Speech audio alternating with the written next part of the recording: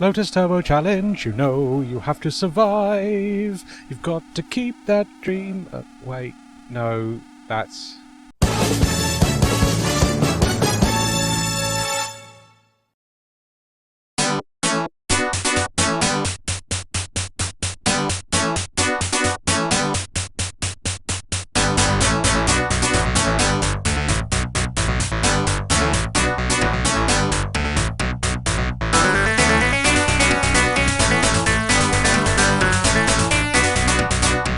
The Lotus Trilogy by Shaun and Andrew Morris are some of the most renowned racing games on the Amiga, so ports to other systems were inevitable. The Mega Drive port of Lotus Turbo Challenge 2 hit the shelves in December 1992 and is bizarrely marketed as the original game in the franchise, even though it's actually a sequel. For whatever reason, the original Lotus Esprit Turbo Challenge never got a port to the Mega Drive, despite its popularity. While the original title featured circuit racing, where you're battling against a field of other drivers for top position, Lotus Turbo Challenge 2 mixes things up by becoming a full-fledged time attack racer.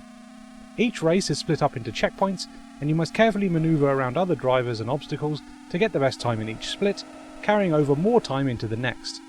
This is easier said than done, as the various tracks are littered with a huge myriad of obstacles like puddles, oil slicks, ice, rocks, tree trunks, tumbleweed, snowdrifts, sand dunes and fjords. Any one of these can incur a loss of speed, which may result in you not reaching the next checkpoint in time.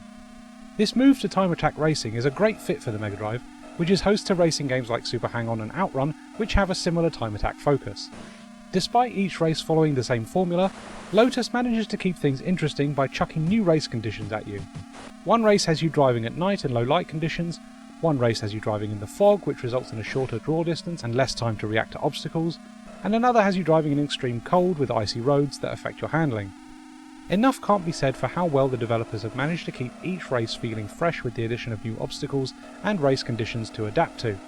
Each race sees you alternating between control of a convertible Lotus Elan and a hardtop Lotus Esprit, with the Esprit generally having a higher top speed.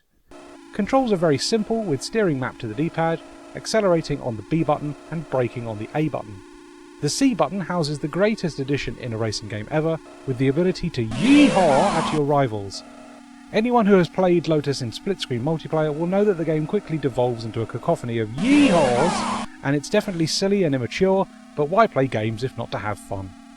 The biggest drawbacks of Lotus on the Mega Drive are all regarding presentation. The incredible theme song by Barry Leitch is butchered in this rendition, and there's a surprising loss of colour and detail in the graphics that feels unnecessary. All the in-game action seems to be crushed to the bottom half of the screen, whereas the Amiga original had these lovely skyboxes with gradients and taller clouds in them. It often feels like there's a lot of dead space in the Mega Drive presentation that could have been utilised more effectively.